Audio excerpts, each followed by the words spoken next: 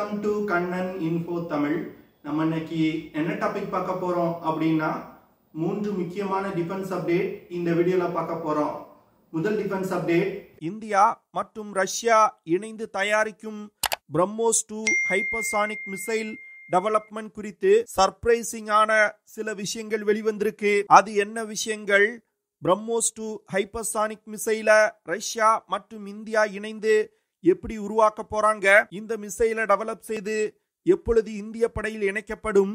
BrahMos 2 hypersonic மிசைலோட செயல்திறன் மற்றும் சிறப்பு அம்சங்கள் என்ன அப்படிங்கிறது குறித்து பார்க்கலாம். இரண்டாவது அப்டேட், சமீபத்துல இந்தியாவின் லடாக் பகுதியில சீனாவின் உளவு பலூன் கிட்டத்தட்ட 55,000 அடி உயரத்துல பறந்துகிட்டு இருந்துச்சு. இந்த பலூன் 55,000 அடி உயரத்துல பறக்கிறதுனால அதை தாக்கி அழிப்பது மிகவும் கடினம். ஆனா இந்திய விமானப்படை வெற்றிகரமா அந்த தாக்குதலை நடத்தினாங்க. தற்போது இந்திய விமானப்படை சீன உளவு பலூனை தாக்கி அழிப்பதற்கு பயன்படுத்திய ஆயுதம் என்ன அப்படிங்கிற விஷயம் வெளிவந்திருக்கு. இந்தியா என்ன ஆயுதத்தை பயன்படுத்தி 55,000 அடி உயரத்துல பறந்துகிட்டு இருந்த சீன உளவு பலூனை தாக்கி அழிச்சிருக்காங்க? இந்தியா பயன்படுத்திய ஆயுதத்தோட செயல்திறன் மற்றும் சிறப்பு அம்சங்கள் என்ன? இந்த விஷயம் இந்திய விமானப்படையோட செயல்திறனை எப்படி உலகத்திற்கு எடுத்து காட்டுது அப்படிங்கிறது குறித்து பார்க்கலாம். மூன்றாவது அப்டேட், சமீபத்துல பலுச்சிஸ்தான் மற்றும் கைபர் பக்துவான் பிராவின்ஸ்ல சீனா மற்றும் பாகிஸ்தானுக்கு மிகப்பெரிய பின்னடைவு ஏற்பட்டிருக்கு. பலுச்சிஸ்தான் மற்றும் கைபர் பக்துவான் பிராவின்ஸ் தற்போது பாகிஸ்தான் ராணுவத்தோட கட்டுப்பாட்டிலேயே இல்ல அப்படிங்கிற சூழ்நிலை நிலவுவதா செய்திகள் வெளிவந்திருக்கு. அது என்ன விஷயம்? பாகிஸ்தான் மற்றும் சீனாவுக்கு இந்த பகுதியில ஏற்பட்டிருக்க பின்னடைவு என்ன அப்படிங்கிறது குறித்து நம்ம டீடைலா இந்த வீடியோல பார்க்கலாம். தற்போதைய நிலையில சீனா மற்றும் ரஷ்யாவிடம் தான் ஹைப்பர்சானிக் மிசைல்கள் இருக்குது. உலகின் மற்ற நாடுகள் ஹைப்பர்சானிக் மிசைல்களை டெவலப் செய்யறதுக்கு முயற்சி செய்து வந்துகிட்டு இருக்காங்க. ஏன் அமெரிக்காவே தற்போது ஹைப்பர்சானிக் மிசைல்களை டெவலப் செய்யறதுல புரோட்டோடைப் டெவலப்மெண்டல் ஸ்டேஜ்ல தான் இருக்காங்க. இந்த சூழ்நிலையில இந்தியாவும் ஹைப்பர்சானிக் மிசைல்களை டெவலப் செய்யறதுக்கு பல்வேறு முயற்சிகளை எடுத்து வந்துகிட்டு இருக்காங்க. இந்தியாவின் DRDO நிறுவனம் சொந்தமா ஹைப்பர்சானிக் மிசைல்களை உருவாக்குவதற்கு பல சோதனைகளை நடத்திருக்காங்க. குறிப்பா சொல்லணும்னா HSTDV அப்படிங்கிற ஹைப்பர்சானிக் டெக்னிக்கல் டெமான்ஸ்ட்ரேட்டர் வெஹிக்கிள DRDO நிறுவனம் வெற்றிகரமா டெவலப் செய்து 3 முறை சோதனை செஞ்சிருக்காங்க. அடுத்து ரஷ்யாவுடன் இணைந்து பிரம்மோஸ் 2 அப்படிங்கிற ஹைப்பர்சானிக் மிசைலை டெவலப் செய்யறதுக்கும் இந்தியா முயற்சி செய்து வந்துகிட்டு இருந்தாங்க.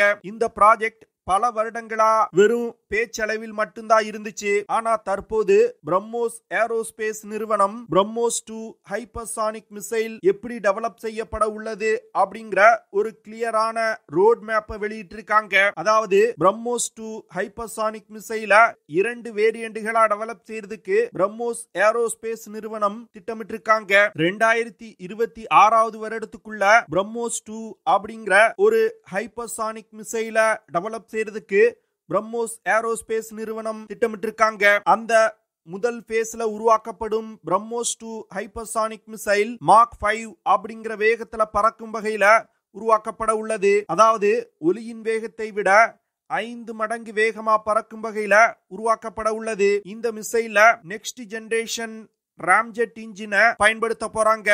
இந்த ராம்ஜெட் இன்ஜினுக்கான தொழில்நுட்பத்தை ரஷ்யாவிடம் இருந்து டெக்னிக்கல் டிரான்ஸ்பர் முறைப்படி வாங்க போறாங்க. ரஷ்யா இந்தியாவுக்கு கொடுக்க உள்ள ராம்ஜெட் இன்ஜின் சோதனையின் போது மாக் 6.5 அப்படிங்கிற வேகத்துல பறந்திருக்கு. இருந்தாலும் மிசைலோட க்ரூசிங் ஸ்பீட் மாக் 5 அளவிற்கு தான் இருக்கும் அப்படின்னு பிரம்மோஸ் ஏரோஸ்பேஸ் நிறுவனம் சொல்றாங்க. ஒரு மிசைல் ஒலியின் வேகத்தை விட 5 மடங்கிற்கு மேல வேகமா பறக்குதுன்னா அந்த மிசைல ஹைப்பர்சானிக் மிசைல் அப்படின்னு சொல்லுவாங்க. அந்த வகையில முதற்கட்டமா உருவாக்கப்படும் பிரம்மோஸ் மிசைல் ஒரு நியர் ஹைப்பர்சானிக் மிசைலா உருவாக்கப்படும். அதற்கு பிறகு 2027 வருடத்துக்குள் பிரம்மோஸ் 2K அப்படிங்கிற இன்னொரு ஹைப்பர்சானிக் மிசைல உருவாக்க போறாங்க. இந்த பிரம்மோஸ் 2K ஹைப்பர்சானிக் மிசைல் ஒரு ஸ்கிராம்ஜெட் இன்ஜினை பயன்படுத்தி இயக்கப்பட உள்ளது. இந்த ஸ்கிராம்ஜெட் இன்ஜின் தொழில்நுட்பத்தை ரஷ்யாவிடம் இருந்து வாங்குவதற்கு தற்போது பேச்சுவார்த்தைகள் நடைபெற்று வந்துகிட்டு இருக்கு. ரஷ்யா இந்தியாவுக்கு கொடுக்க உள்ள ஸ்கிராம்ஜெட் தொழில்நுட்பத்தை ஏற்கனவே ரஷ்ய படையில் பயன்பாட்டில் உள்ள 3M22 ஜிர்கான் ஹைப்பர்சானிக் மிசைல்ல பயன்படுத்தி வந்துகிட்டு இருக்காங்க. அதனால இந்தியா உருவாக்கும் பிரம்மோஸ் 2K ஹைப்பர்சானிக் மிசைல்னால சராசரியா மாக் 7 அப்படிங்கிற ஹைப்பர்சானிக் வேகத்துல பறக்க முடியும். அதிகபட்சமா மாக் 9 வரைக்கும் இந்த மிசைல்கள்னால பறக்க முடியும். இரண்டாவது பேஸ்ல உருவாக்கப்படும் பிரம்மோஸ் 2K ஹைப்பர்சானிக் மிசைல்கள் இந்தியாவின் முப்படைகள்ல அதிக அளவுல தயாரித்து இணைக்கப்பட உள்ளது. இந்த மிசைல்கள்னால அதிகபட்சமா 1500 கிலோமீட்டர் தூரத்துல உள்ள இலக்குகளை தாக்கும் வகையில உருவாக்கப்பட உள்ளது. இந்த பிரம்மோஸ் 2K ஹைப்பர்சானிக் மிசைல்கள் ஏற்கனவே இந்திய முப்படைகள்ல பயன்பாட்டில் உள்ள பழைய பிரம்மோஸ் மிசைல்களை ரீப்ளேஸ் செய்யாது. ஆனா அந்த மிசைல்களோடு இணைத்து பயன்படுத்துவதற்கு திட்டமிடப்பட்டிருக்கு.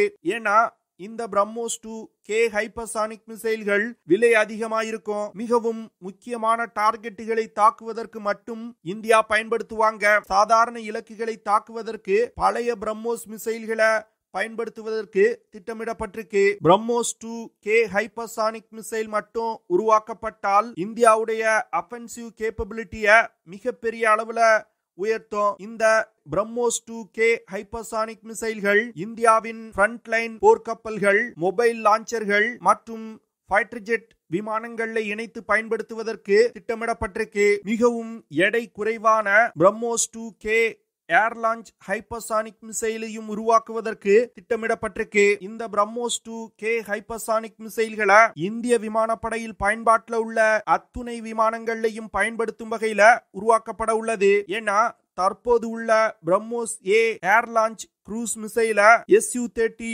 MKI போர் விமானத்துல மட்டும் பயன்படுத்த முடியும். மற்ற விமானங்கள்ல பிரம்மோஸ் A மிசைல பயன்படுத்த முடியாது. இது தவிர பிரம்மோஸ் NG அப்படிங்கிற நெக்ஸ்ட் ஜெனரேஷன் ஏர் லான்ச் க்ரூஸ் மிசைலையும் உருவாக்குவதற்கு பிரம்மோஸ் ஏரோஸ்பேஸ் நிறுவனம் ஒரு திட்டத்தை செயல்படுத்தி வந்துகிட்டு இருக்காங்க.